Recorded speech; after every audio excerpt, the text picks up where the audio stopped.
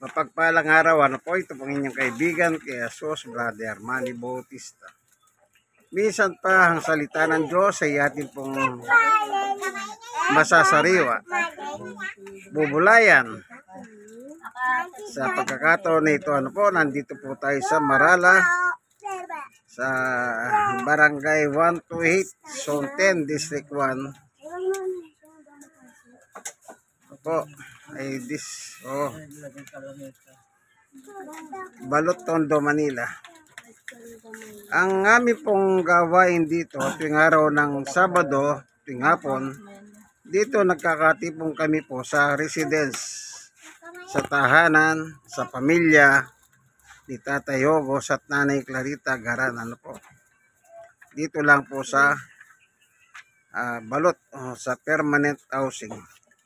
Bago kami magsimula ng aming pagbubulay, kami muna po ay umahawit patungkol sa Panginoon Diyos. At ang awitin namin ngayon ay Kay Buti-Buti Mo, Panginoon. Okay? Awitin po natin. 1, 2, 3. Kay Buti-Buti Mo, Panginoon, at ang oras, bawat araw, Ikaw laging tapat kong magmahal. Ang iyong kakaway sa walang hanggan. Pinupuri, sinasamba kita. Dakilang Diyos at Panginoon. Tunay nga'y kay walang katulad. Tunay nga'y kay di nagbabago, mabuting Diyos sa aming nagmamahal.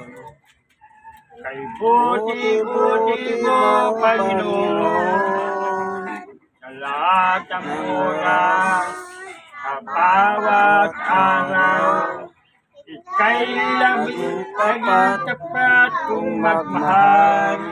Ang iyong kaway sa walang hanggan. Pinupuri, sinasamba kita. Dakilang Diyos at Panginoon. Tunay nga'y kay walang katulad. Tunay nga'y kay di nagbabago. Mabuting Diyos sa aming nagmamahal. Mabuting Diyos sa aming nagmamahal. Purihin ka, Panginoon Diyos. Samahan mo po kami ng aming pag-aaral ng Ebanghelyo. Sa pagkakataon na ito, busugin mo kami minsan pa ng iyong salita, sapagkat ang iyong salita ay pagkain ng aming kaluluwa. Salamat po, Panginoon Diyos, sa ngalan ni Jesus. Amen. Okay, kaibigan, ito pong inyong kaibigan kay Jesus. Minsan pa, tayo muna ay magbubulay ng Ebanghelyo. Ang ating pagbubulay ay niyang kasalanan. Alam niyo po, yung kasalanan, yan ay mabigat. Yung kasalanan, yan po ang hinahatulan ng Diyos. Hindi po hinahatulan ng Diyos ang tao. Ang totoo, mahal ng Diyos ang tao. Ano man gawin ng tao ng masama, ang Diyos ay laging nagmamahal sa tao. Pero yung kasalanan na kapag yan ay nagari sa tao, yan po ang hinahatulan ng Diyos. Okay? Tatay Yogos, buksan niyo po ang inyong Biblia sa dako ng Isayas 1:18 at saka 19.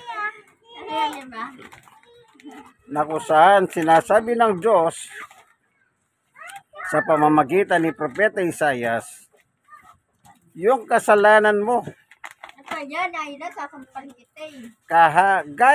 kahit na po gaano kabigat ang kasalanan mo, ang Diyos ay handang magpatawad sa iyo, kaibigan. Hinihintay niya lang ang iyong paglapit sa Kanya para patawarin ka sa iyong kasalanan. Naghihintay lang po ang Diyos. Po, ganun tayo kamahal ng Diyos. Isipin nyo, siya pa ang naghihintay. Isipin nyo, para patawarin tayo sa kasalanan. Ba't hindi kaya tayo ang magkusa ang lumapit sa Kanya? Ipakita naman natin na seryoso tayo para mapatawad sa ating mga kasalanan. Bakit po?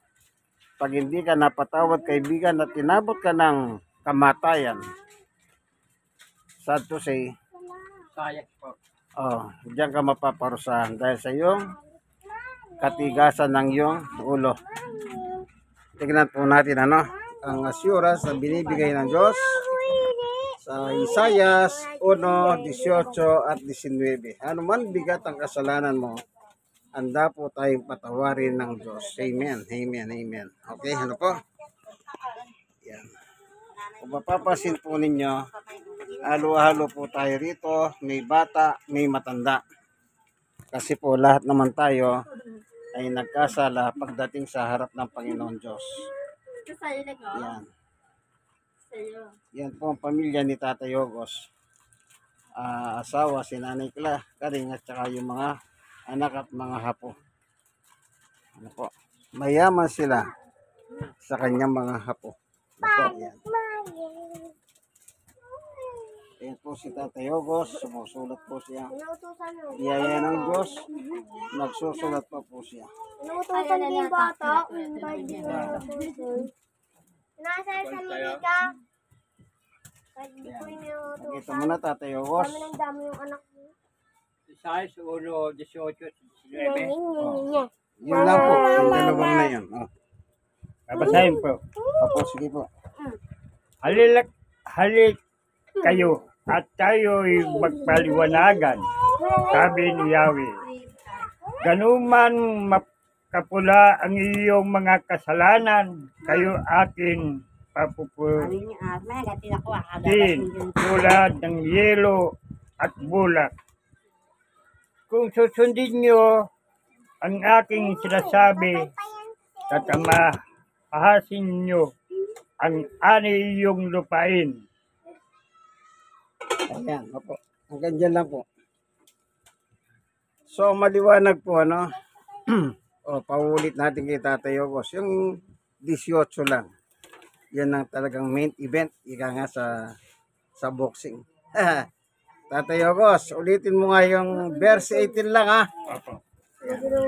Halik kayo at tayo'y magpaliwanagan, sabi ni Yahweh. Ganun man kapula ang iyong mga kasalanan, kayo akin papuputin tulad ng yelo o bulak. Amen. Kita nyo po, sabi ng Diyos, papuputihin ko. Sa ating pong natural na kalikasan dito sa lupa, kapag ang isang babae naglalaba, ito, mayroong mga babae dito, tatanungin natin, Ayan. Tanungin natin sila. Mga sister na babae, pag naglalaba kayo, anong ginagawa nyo para pumuti ang damit? Ano daw mo ba? Sabi nila, sabon, sunrox, at saka tubig. Hindi pwedeng walang tubig, Yan. Yang damit, kahit nagahalo karumi yan, lagyan mo ng sunrox, lagyan mo sabon, tubig, ibabad mo. Mamamaga at lalabas yung dumi. Noong araw po sa Pampanga, meron akong tsuin. Ang trabaho niya po, driver. Para mekaniko ito Pag uwi niya, laging marumi ang kanyang pantalon. Ang kanyang pantalon noon ay kake. Alam niyo po ba yung tela ng kake? Yan. Ang ginagawa ng tsahin ko para matanggal yung mga langis-langis sa pantalon niya, ginagamitan niya ng kerosene. Yung basahan niyang kerosene, kinakaskas niya bawat dumi para matanggal po yung mga langis na dumidikit sa kanyang pantalon. Ganon naman po ang ginagawa niyang panlinis bago niya sasabunin. Hindi ba gumagamit pa yung mga kalamansi at saka suka, di ba? Gumagamit pa ba na suka ngayon? Yan. Noong araw, yung tsahin ko, gumagamit ng kalamansi at saka suka at ibinibilad pa yung damit bago niya laban para mabango daw po at malinis. Yan ang sistema pagdating sa damit. Pag marumi naman tayo, maliligo lang tayo, gagamit tayo ng sabon, shampoo, yung ano ba yung ini-scrub natin sa katawan natin hanggang malinis yung ating balat. So, malilinis tayo, yung balat lang natin. Pero yung kasalanan, iba po yun. Kaya sabi ni Isaias, kahit yung kasalanan mong matingkad na pula, sabi ng Diyos, gagawin kong maputi yan. Oh. Ibig sabihin, lilinisin niya tayo. Amen. Paano? Anong sabi niya? Okay, Tatay Ogos. Yung 19 naman po ngayon ang basahin niyo. Ano naman na sinabi ni Yahweh pagdating sa verse 19 tungkol sa kanyang binanggit sa 18 yung patungkol sa kasalanan. Ngayon, tingnan natin yung nakalagay sa 19. Isaiah 1:19 ang babasahin naman.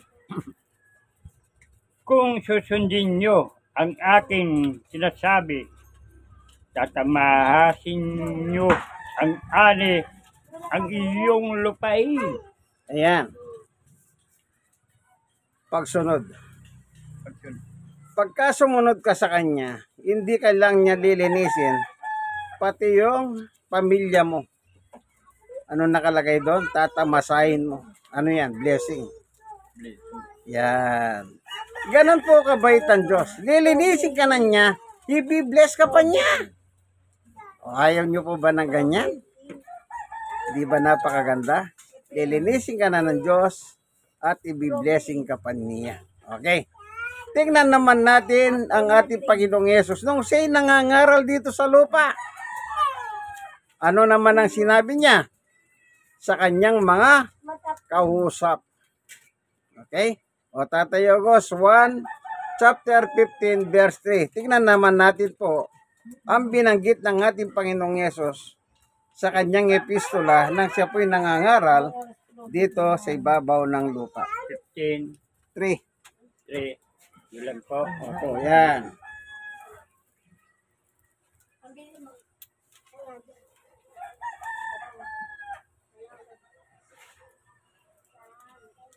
Ayan, hinahanap lang ni Tatay Ogos, ano? Yung 1:15 verse 3. Tignan naman natin ang sinasabi ng ating Panginoong Jesucristo. Ano po? Sa kanyang epistola ng panahon na siya ay nangangaral sa lupa. Okay, Tatay Ogos, nakita mo na ba? Lilinis na kayo sa pamagitan ng salitang sinasabi ko sa inyo. Lang po. Yan po. Okay, amen. Anong sabi ni Jesus? Malinis na kayo. Nalinis na kayo. Present tense. Yung kausap niya, sila ay kanyang pinapangaralan sa panahon niya. Ang sabi niya, nalinis na kayo. Bakit? Kapag nakikinig ka pala ng pangangaral ng salita ng Panginoon Diyos, yan ang naglilinis sa atin mga kasalanan. Ano po? Kaya napakahalaga po ang makinig pala ng salita ng Panginoon Diyos ayon sa Biblia. O, sinabi ni Jesus, nilinis na kayo. O, hindi sinabi ni Jesus na lilinisin pa lang kayo. Iba yung salitang lilinisin pa lang kayo. Iba yung salitang malinis na kayo. Oh, napakaliwanag po. Paano? Nang dahil sa kanilang pakikinig ng Ebanghelyo, sinabihan sila ng ating Panginoong Yesus na nalinis na kayo. Sa ating panahon, kaibigan, dumarating po ang wakas ng buhay. Dumarating ang wakas ng buhay. Mas maganda pag dumating na po yung wakas ng ating buhay, tiyakin lang natin na tayo ay malinis na. Malinis na. Bakit? Kapag namatay kang hindi ka malinis, wala na pong maglilinis sa iyo sa iyong mga kasalanan. Ano po? Ngayon, ano ba yung naglilinis doon? Bakit sinabi ni Jesus na linis na kayo? O, ulitin natin ha. Tatay August, pakiulit mo lang. Yung 15:3 ng 1. Nalinis na kayo sa pamagitan ng salitang sinasabi ko sa inyo. Ilang Yung sinasabi ko sa inyo, sabi ni Jesus. Ano yon?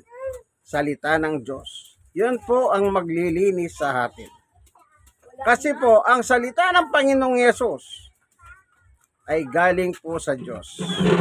Basahin natin ang patotoo ng Panginoong Yesus nang siya'y suguhin ng Diyos.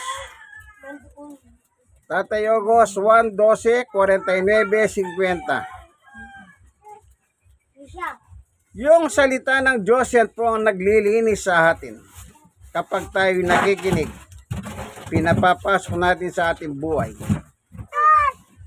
Ano, tandaan nyo po, yun po ang naglilinis sa atin. Wala pong iba. Kaya napakahalaga po ang tayo ay malinis.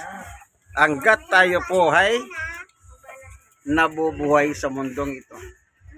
Wala na pong ibang maglilinis pa sa atin, kundi ang ating Panginoon Diyos, through Jesus Christ. Yan, pakinggan natin. Tatay August, nakita mo na, pakibasa niyo po. ano po yun? 1:12, 12:49, 50.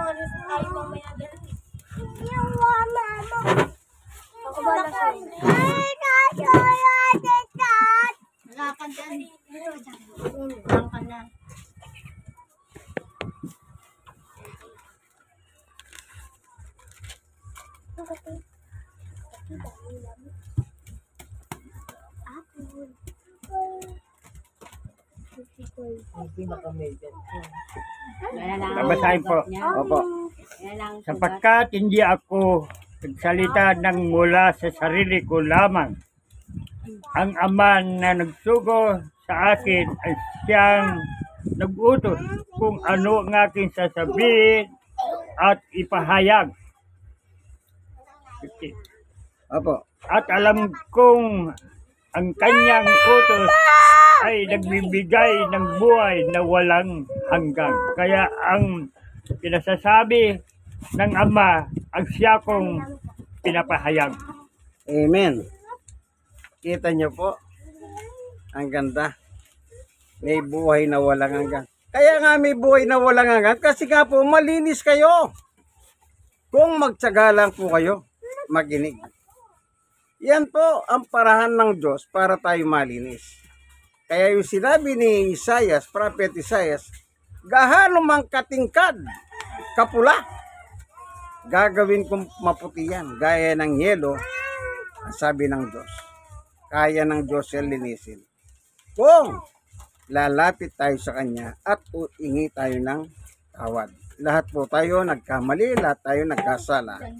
Lahat po tayo marumi, parang basahan sa Diyos.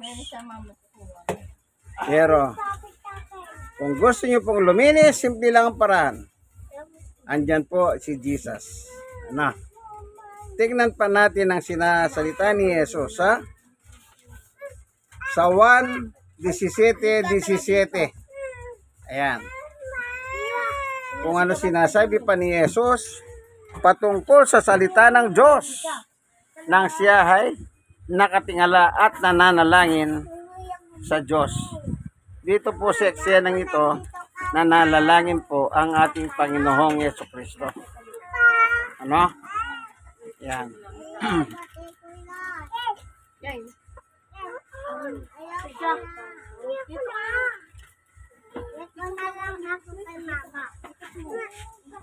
Ayan. Sa 1:17, 17 po. Opo.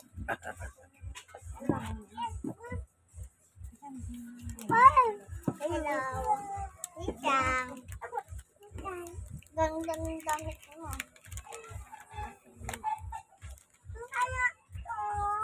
Ang ganda. Ayan ano, kaibigan, ito po inyong kaibigan kay Jesus, Brother Manny Bautista. Like, share na share. Kayong mga nasisharean, mag-share din po kayo sa iba.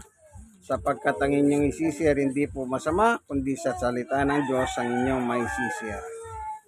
Po, tandaan niyo po yan. Yan. Babasahin na ni Tatay Ogos. 1:17, 17. Babasahin ko. Opo.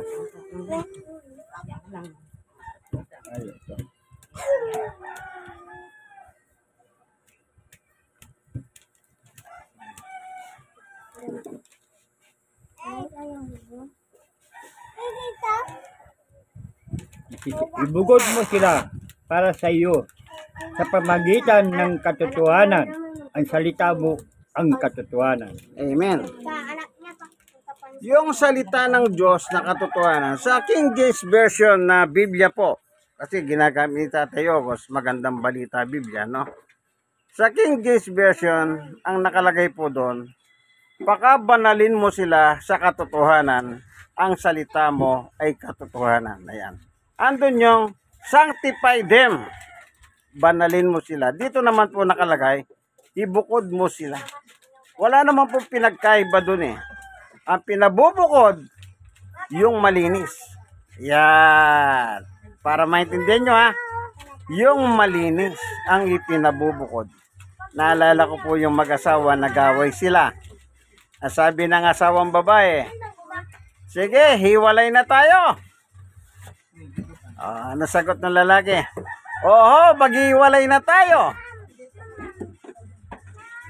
Yung pala, sandali lang. Sabi niya, ibubukod ko na ang damit ko. Yung pala, ibubukod niya para maglabas siya. Sabi niya, ba't hindi ka pa lumalabas dyan?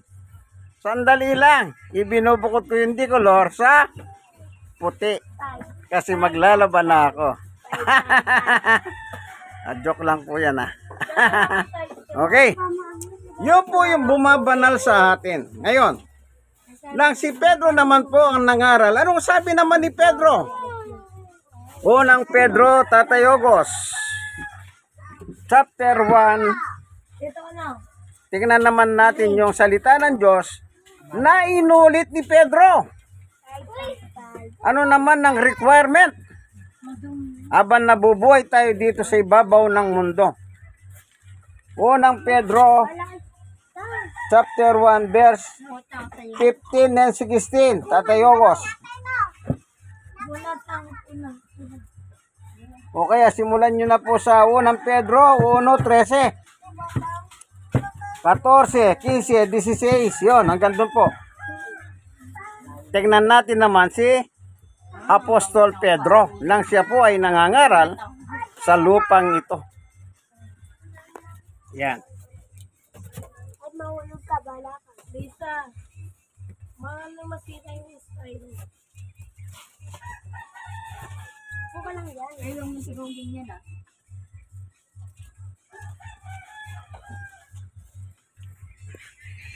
Aning. Asin.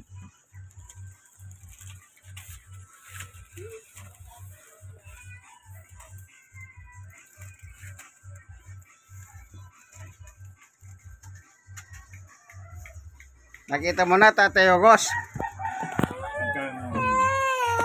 Unang Pedro 1:13, 14, 15, 16. Nakita ko na kayo. Ayan, basa po. Kaya nga, ihandan nyo ang iyong mga isipan para sa dapat ninyong gawin. Maging mainahon kayo at lubos na maasa sa pagpapalang tatamuhin nyo kapag nahayag na si Jesus Kristo. Bilang masunurin, mga anak, huwag kayong maayon sa masasamang pananasa tulad ng ginagawa nyo noong kayo'y wala kang tunay na pangunawa. Dahil ang Diyos na pumili na sa inyo ay banal, dapat din kayo magkabanal sa lahat ng iyong ginagawa, sapagkat nasusulat, magpakabanal kayo sapagkat ako'y banal. Amen. Amen. O yan, ano po? Ang Diyos ang pumipili sa atin at ang Diyos ang bumabanal sa atin. Maliwanag po, ano? Sulat ni Pedro. Ayon. Panguli. Panguli. Basahin naman natin yung pahayag ni Pablo. Gawa 26, 15, 17, 18, Tatayogos. Ano naman ang sabi ni San Pablo? Yan. Naliwanag po sinabi niya ni Pedro, magpakabanal kayo. O, kita nyo po. Kasi nasa lupa pa tayo, kaya magpakabanal kayo. So hanggat nandito pa tayo sa lupa, tayo po ay magpapakabanal. Kaya meron pong banal. Akala ng iba, wala pong banal eh. Meron, buhay po sila. Buhay ang mga banal. Ano, tandaan nyo po yan. Mga santo kung tawagin yan. Ayan.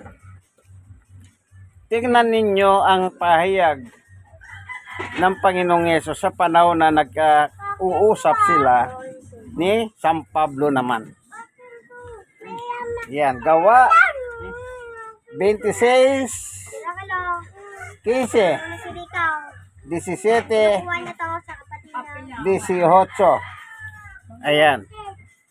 Diyan makikita natin mismo ang Panginoong Jesucristo, yun tungkol sa mga banal at ang bumanal sa kanila. Yan. Ay, hindi ka. Pamanin to. 5, 1, 5. Ano ba ko? Gusto? Oo, natin. Teka, sumisirain yan. Teka. Sumisirain niya ta. Ay! Pagpaluin kita. Huwag ka may ingati. Sumisira. Ata. Gawa 26, 15, hanggang 18. Opo. Tumayo ka. Nagpakita ako sa iyo upang talaga ka bilang aking lingkod at magpatotoo tungkol sa mga nakita mo ngayon at sa mga pinakikita ko pa sa iyo. Ililigtas kita mula sa mga kababayan mong Hudyo at ngayon din sa mga hintil kung saan kita isusugo. Imumulat mo ang kanilang mga mata. Ibabalik sila sa kalwanagan mula sa kadiliman. Ililigtas sila sa kapangyarihan ni Satanas at ibabalik sa Diyos at sa pamagitan ng pananampalataya nila sa akin, sila ay patatawarin sa kanila mga kasalanan at bibigyan ng lugar kasama ng mga taong ginawang banal ng Diyos. Amen. So, ano sabi ron? Lahat ng banal magsama-sama. Ano po? Para sa Diyos. Ano po? Kaya tandaan nyo po yan. Kahit gaano tayo karumi, sabi ng Diyos, lilinisin kita. Gagawin kitang maputi. Gaya ng yelo. Tandaan nyo po yan. Ano man po ang ating kasalanan, tayo po ay lilinisin. Gaya ni Pablo, na isang masamang tao, pero tumanggap ng biyaya at abag ng ating Panginoon Diyos. Po. Salamat Panginoon Diyos sa katotohanan na itinuro mo sa amin na anuman ng aming kasalanan, gahalopan, kalaki, anda mo kami patawarin. Salamat po Panginoon Diyos. Pagpalain mo po ang iyong salita. Nawa yung mga taong makikinig, manonood ng video ito, na kung hindi pa sila nakakapanampalataya, ipuin mo po ang kanilang mga puso at isipan. Salamat po sa ngalan ni Jesus. Amen. Isa lang ang kailangan, kaibigan. Ano yon? Like, share na share. Kayo mga na-share-sharean, mag-share din po kayo sa iba. Alam nyo po, ang sinishare nyo, hindi po chismis. Ang sinishare nyo po, patungkol po sa kapatawaran ng kasalanan. Ano po? Ito po ang inyong kaibigan kay Jesus, Brother Manny Bautista. Nandito po tayo ngayon sa Marala, sa Paradise Site. Dito po sa Barangay 128, Zone 10, District 1,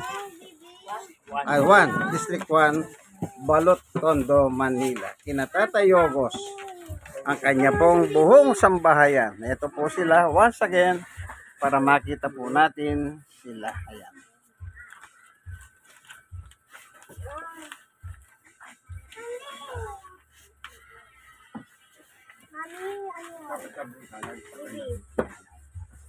Nakita niyo po ano, may bata. Dahil yung bata, mas maganda habang bata pa lang, nakakapakinig na sila ng ebanghelyo ng Panginoon Diyos. Ayun, naawit naman tayo. Ang awitin natin ay Diyos ay pag-ibig.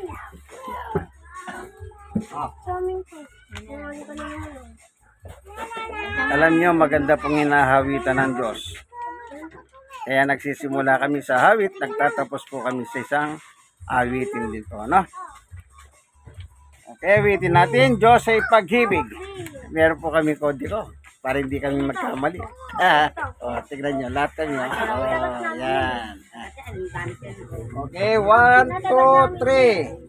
Pag-ibig ang siyang pumukaw sa ating puso, kaluluwa, ang siyang nagdulot sa ating buhay ng gintong aral at pag-asa. Pag-ibig ang siyang buklod natin, di mapapawi kailan pa man. Pag-diway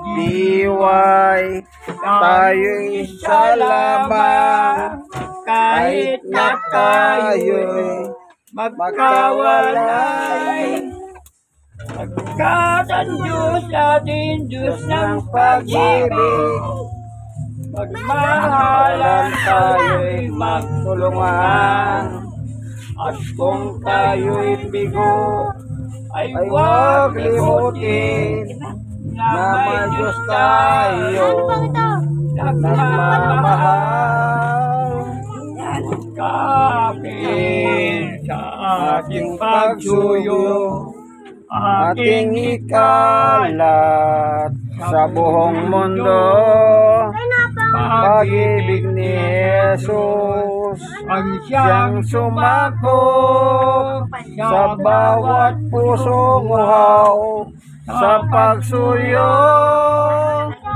Pagkat ang Diyos natin, Diyos ng pag-ibig, magmahalan tayo'y magtulungan.